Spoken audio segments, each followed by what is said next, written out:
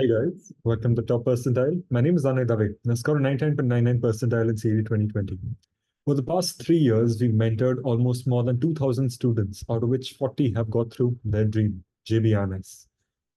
Out of those 2,000, the most common questions have been asked across YouTube, across Instagram, across whichever social media platform you ask or you mention.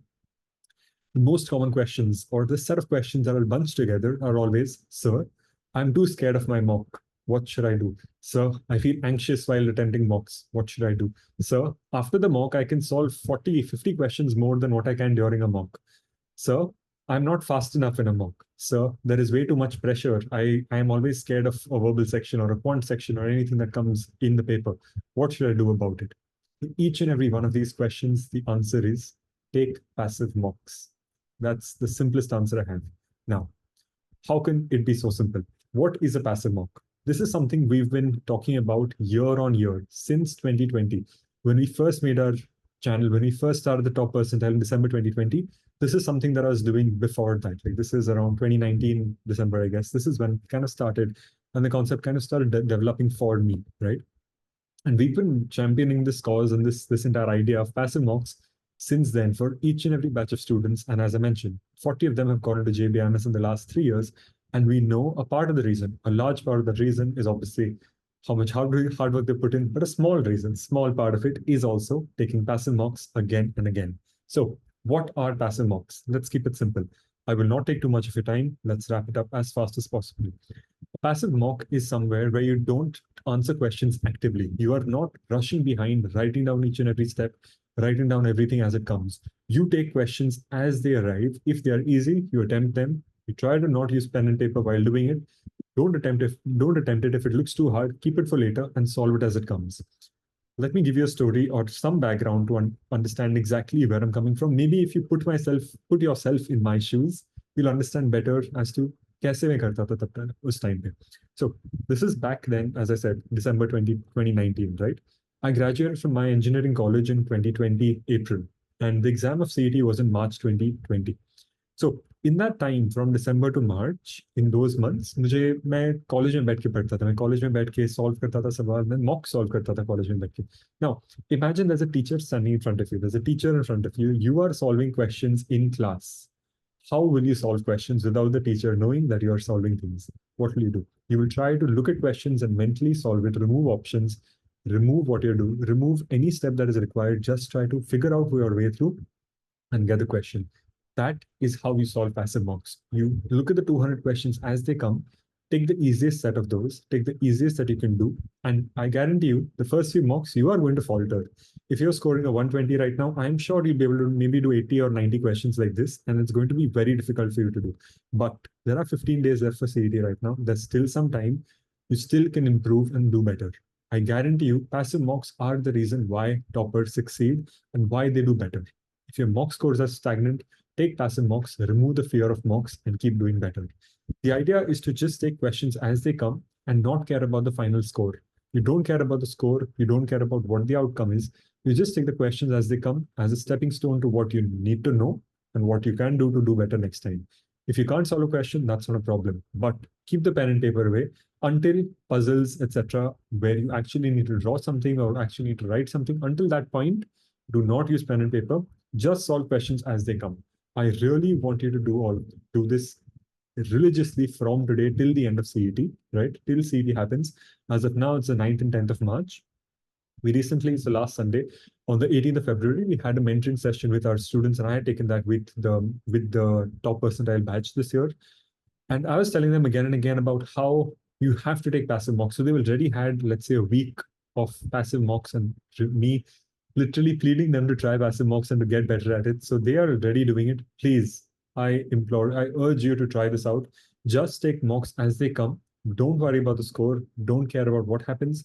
Your goal is to pick questions better. You need to improve your question solving and how you pick questions. Picking questions is super important. Find those few questions, especially in jumbled mocks. Find those few questions that really make the difference, that are easier to solve. Use options, use better methods to solve. Think there is someone in front of you and you can't write a step down. You can't write anything in the paper. Just solve as it comes without caring about what's going to happen in the outcome. And that is the short way of getting a higher score. If your mocks are stagnant, if your mock scores are stagnant, you aren't scoring enough, you aren't attempting enough, you aren't doing enough, do this. Please make sure you do this. It is so important. And if you have more questions, please ask them in the comments. I'll be more than happy to answer.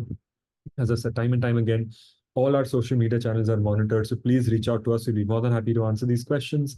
Drop a comment. I'll be the one responding to you. So please drop a comment, and I'll be happy to answer the questions that you have.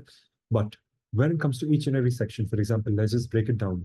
In jumbled papers, obviously you don't have a set number of questions per section, but the overall pattern and the overall type of questions that are being asked is usually the same.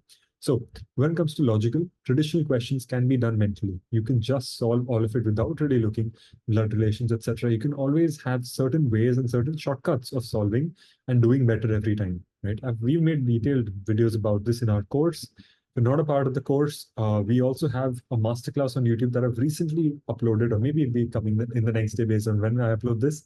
But it's a video from 2021 where I've actually explained each and everything that you need to know for all sections and all topics. So please watch that if you haven't already. Super important. But when it comes to traditional, I think all of it can be done mentally. You don't need to write a single thing. You can just see options, see the question, read it a couple of times, take maybe 10 seconds extra, solve it and go ahead. When it comes to puzzles, obviously, as I said, you need to write this down, keep it for later. Theoretical reasoning doesn't require any paper to solve. Just mark it, do your best, think about it, solve it and go ahead. When it comes to quants, DI, etc., look at options and solve.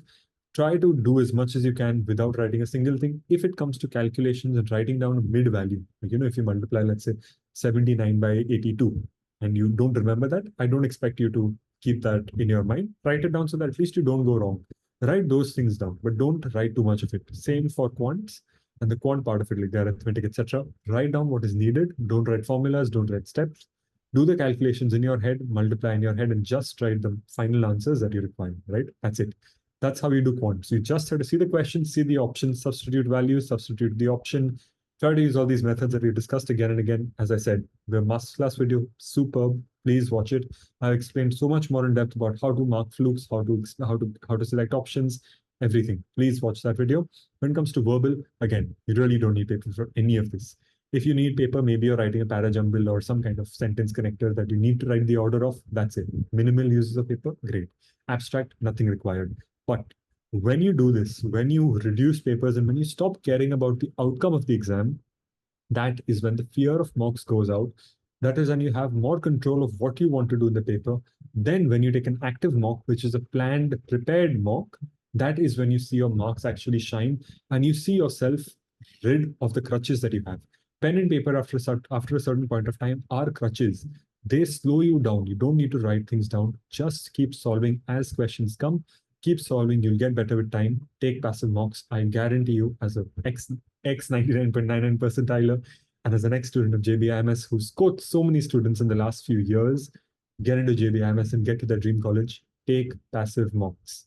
Just give papers without caring about the score. Pick questions better. Your fear of mocks, your fear of sections, questions, etc., all of that will go away. Stagnant scores will improve. Everything will go up. Your attempts will get better. Your accuracy, your flukes and tukas will be better. Take passive mocks, please. I urge you, start today and take a passive mock. Let me know in the comments how you feel about it once you've taken it. But I think this is the one tip that makes the biggest difference in your CET prep. Starting today, you have to do this. Cool.